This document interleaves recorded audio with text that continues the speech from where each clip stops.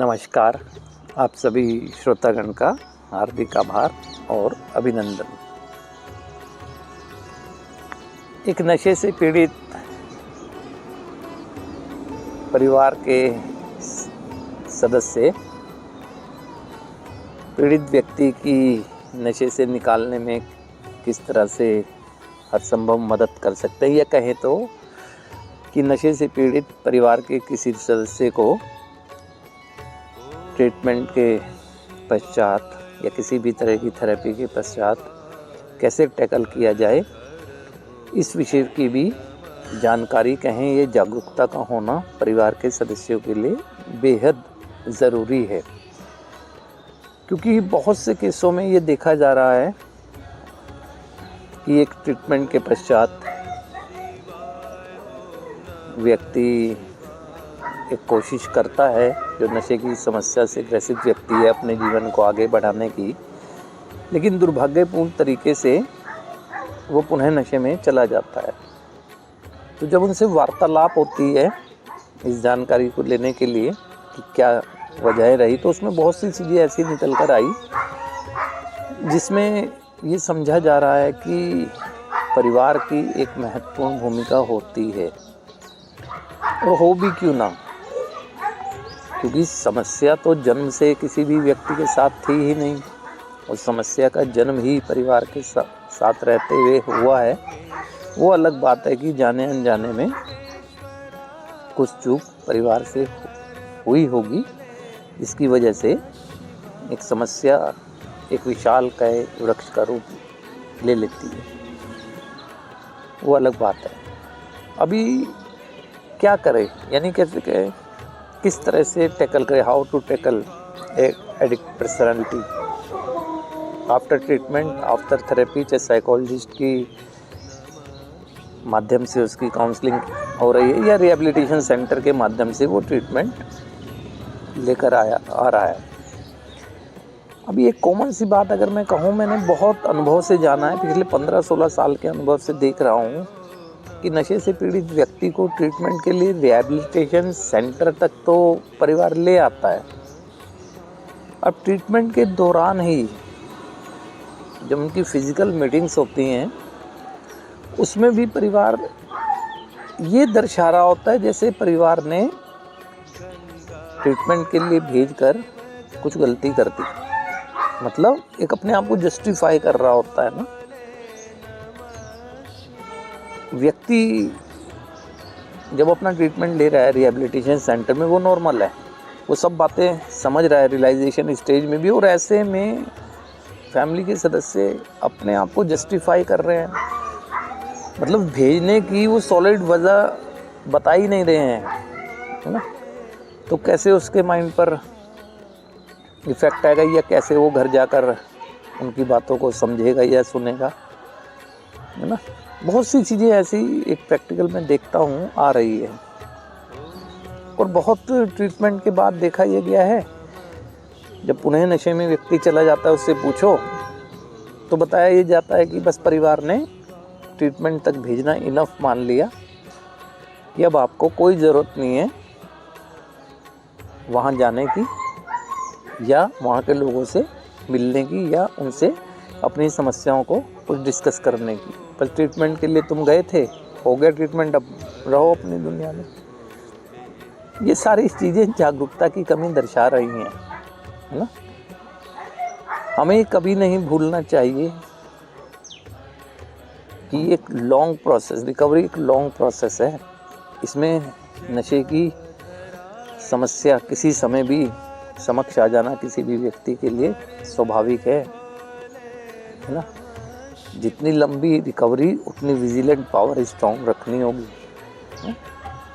फिलहाल मैं कुछ चीज़ों पर चर्चा कर रहा हूँ जिसमें परिवार अगर ध्यान दे थेरेपी के बाद या रिहैबिलिटेशन सेंटर से ट्रीटमेंट लेने के बाद, और कम से कम 1 वर्ष शुरुआत के, तो बहुत संभावना है कि रिजल्ट बहुत अच्छे आएंगे, है ना। और बहुत संभावना है कि उसे एक नवजीवन शैली में जो पीड़ित है जीने में आनंद भी आएगा। परिवार को धैर्य रखना चाहिए उसे टैकल करते समय ना। स्पष्ट सीमाओं के अंदर देखें, प्यार भरा व्यवहार करना चाहिए। इसमें क्या क्या शामिल है अगर देखें तो हम करें बात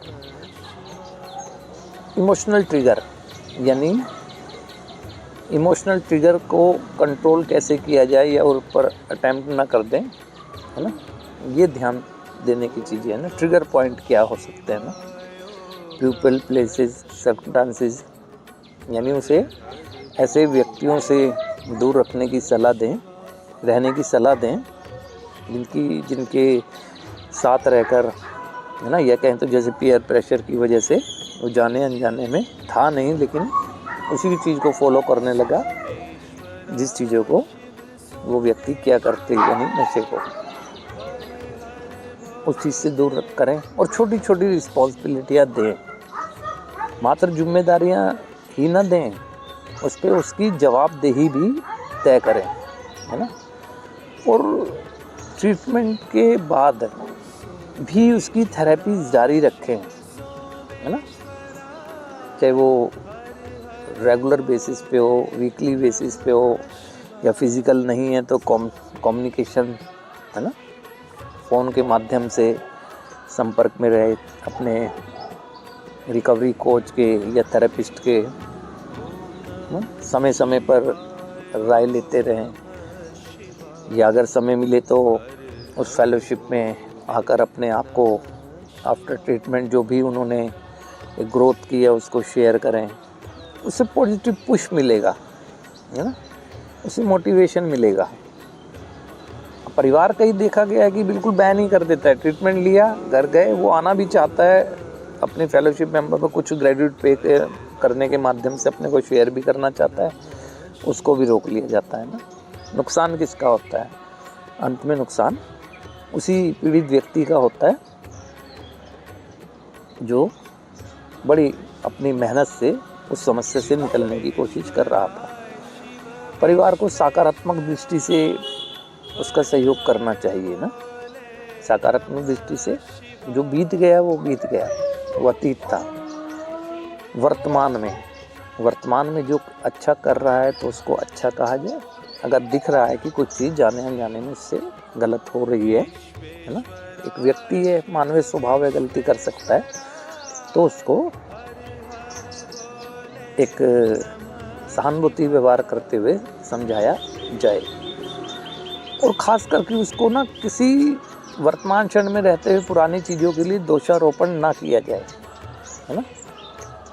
ठीक है, जो हुआ जब वो उसने सुन भी लिया होगा, उसे अब, है ना, कोई वर्तमान में कोई एक्टिविटी ऐसी कर रहा है जो आपको लग रहा है, तो उसे वही बात को एक विनम्रता से, प्यार स्नेह से समझाया जा सकता है। तो उसे दोषारोपण ना करें किसी चीज़ों के लिए ना, क्योंकि मेंटल प्रेशर आएगा ना, मेंटली अनकंफर्टेबल होगा तो बहुत संभावना है कि उस अनकंफर्टेबल हुआ तो कंफर्टेबल करने के लिए वो स्थिति में जा सकता है ना।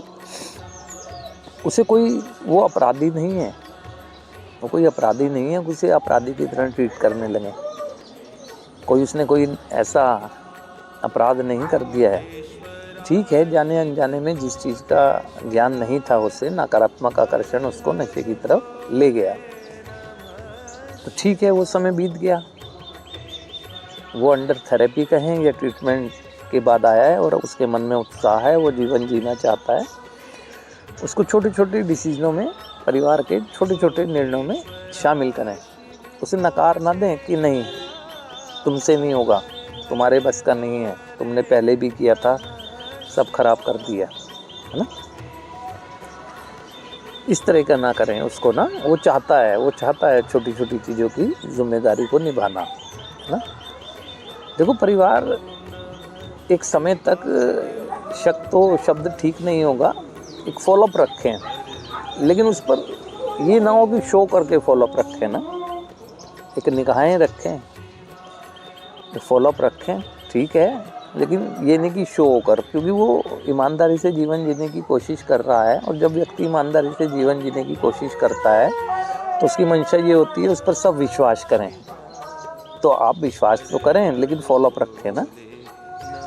ये ना मान लें कि इनफ, बस ट्रीटमेंट हो गया, समस्या का समाधान हो गया ना। ऐसा नहीं है। समस्या का समाधान मात्र ट्रीटमेंट से नहीं होता है, ट्रीटमेंट के फॉलोअप से। आप देखें कि कोई फिजिकल प्रॉब्लम हो जाए, कोई गंभीर समस्या फिजिकल किसी को हो गई, हॉस्पिटलाइज रहता है, लेकिन उसके बाद भी समय समय पर वो अपने चेकअप के लिए जाता है और एक समय बाद डॉक्टर कहते हैं ठीक है, अब आप कुछ हिदायतें हैं वो घर पर ही आप इसे देखें और करें, है ना। कुछ इस तरह से कि आप घर पर ही जाएं और उन चीज़ों को देखें। अब परिवार के सदस्य ठीक है, प्यार करते हैं, लेकिन प्यार और मोह में अंतर होता है। नशा मुक्त रहते हुए जब व्यक्ति जीवन जीने की कोशिश कर रहा है, अब उसकी गलतियों को कवर अप ना करें, उसको परिणाम भुगतने दें जो परिणाम आ रहा है। ये नहीं कि परिणाम कोई बहुत छोटी छोटी गलतियों की कोई आएंगे, कवर अप ना करें ये सोचते हुए कि नहीं, क्योंकि पहले भी यही हुआ है। जब वो नशे में गया है तो उसकी गलतियों को कवर अप करने की वजह से उसे ये लगा कि उसके बातों को छुपाने वाले तो घर में ही मौजूद है ना। और बार बार उसको पुरानी बातें याद ना दिलाएं, और ये खासकर ट्रीटमेंट के दौरान भी और आफ्टर ट्रीटमेंट भी। ठीक है, अगर वो आपको लगता है कि उसके कदम गलत दिशा की तरफ जा रहे हैं, रोकना आपका एक फ़र्ज बनता है, ड्यूटी बनती है, अवेयर करें उसे ना, उसे अवेयर करें, है ना। और उसके कोशिश करें अपने रिकवरी कोच के साथ उसका एक कम्युनिकेशन एक समय तक चलता रहे, है ना। बहुत सी बातें तो फैमिली के बीच में कम्युनिकेट कर लेता है एक परिवार का सदस्य, लेकिन बहुत सी चीज़ें ऐसी होती हैं वो अपने रिकवरी कोच के संपर्क में रहे, अपने मार्गदर्शकों के संपर्क में रहे। फिजिकल समय मिलता है तो फिजिकल रहे, लेकिन टैकल, और उसको रोके ना परिवार इस चीज़ के लिए ना, कि परिवार अगर उसको रोके ना। और कोशिश ये भी करनी चाहिए कि जो उसके एक शौक थे या कहीं जो हॉबीज़ थी वो उसकी कहीं ना कहीं नशे के प्रभाव की वजह से वो दब गई है, उसको मोटिवेट करें। शारीरिक स्वस्थता की दृष्टि से योगा सेंटर में जाने के लिए मोटिवेट करें, जिम जाने के लिए मोटिवेट करें, मॉर्निंग वॉक के लिए मोटिवेट करें, या और भी बहुत सारी चीज़ें ऐसी होती हैं जिसके माध्यम से उसे एक मोटिवेशन मिलता है, सेटिस्फेक्शन मिलता है ना। और बहुत साधारण तरीके कहूँ अगर मैं टैकल करने की, बहुत एक सिंपल टेक्निक है बस ना। बस उसे एक तो बैन ना करें थेरेपिस्ट से मिलने के लिए। अगर रिहेबिलिटेशन सेंटर के माध्यम से उसने ट्रीटमेंट लिया है, जब समय मिले, क्योंकि वो चाहता है कि अपनी रिकवरी को मैं दूसरे को शेयर करूं ताकि उन्हें भी मोटिवेशन मिले ना। ये ग्रेटिट्यूड पे करने का एक पार्ट होता है। फैमिली बैन कर देती है, नहीं वहाँ क्या जाओगे, फिर तुम्हारे मन में उन नशे, बहुत सारी देखा है मैंने, इसलिए एग्जांपल से कह रहा हूँ, है ना। एक लंबे समय तक फॉलोअप पीरियड जिसे कहते हैं ना, जाए वो अपने जीवन को जिए, लेकिन एक फॉलोअप पीरियड, फॉलोअप के अंतर्गत रहे, यानी उसे लगे कि मैं किसी की कनेक्टिविटी में हूँ। सेंटर से तो ये राय दे के भेजी जाती है कि आप यहाँ से जाने के बाद भी एक लंबे समय तक डेली इन्वेंट्री लिखें और व्हाट्सएप करें, अपने अच्छे विचार जो चल रहे हैं, अच्छा महसूस कर रहे हैं, बुरा महसूस कर रहे हैं, सब ये चीज़ें बताएं।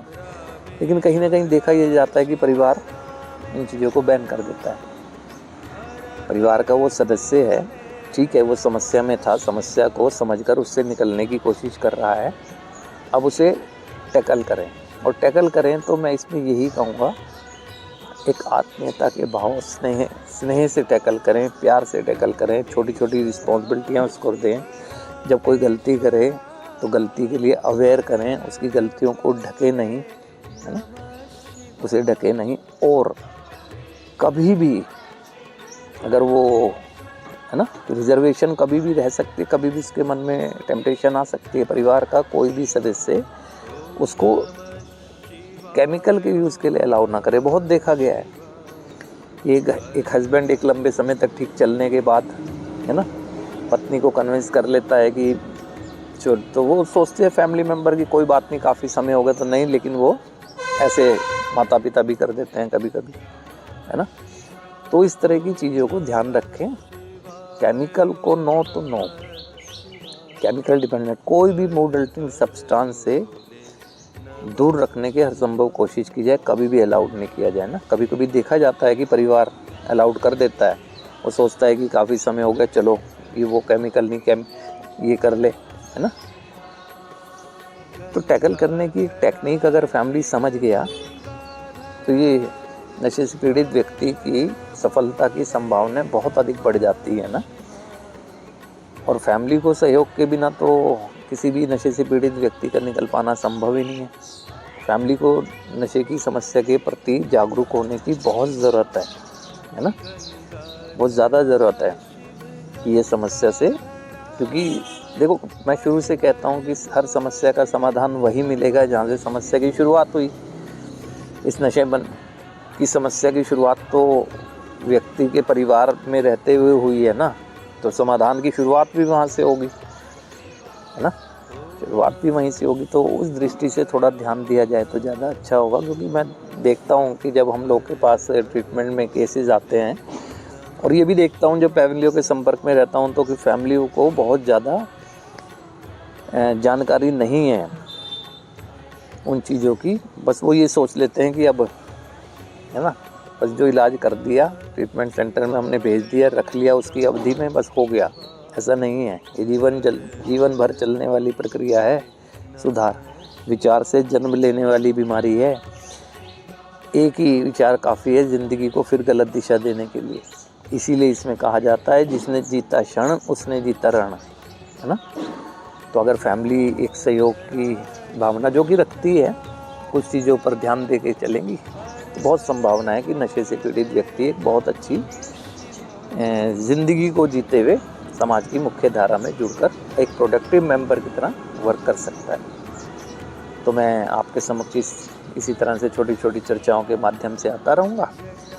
आज के लिए आप सभी श्रोतागण का हार्दिक आभार और अभिनंदन।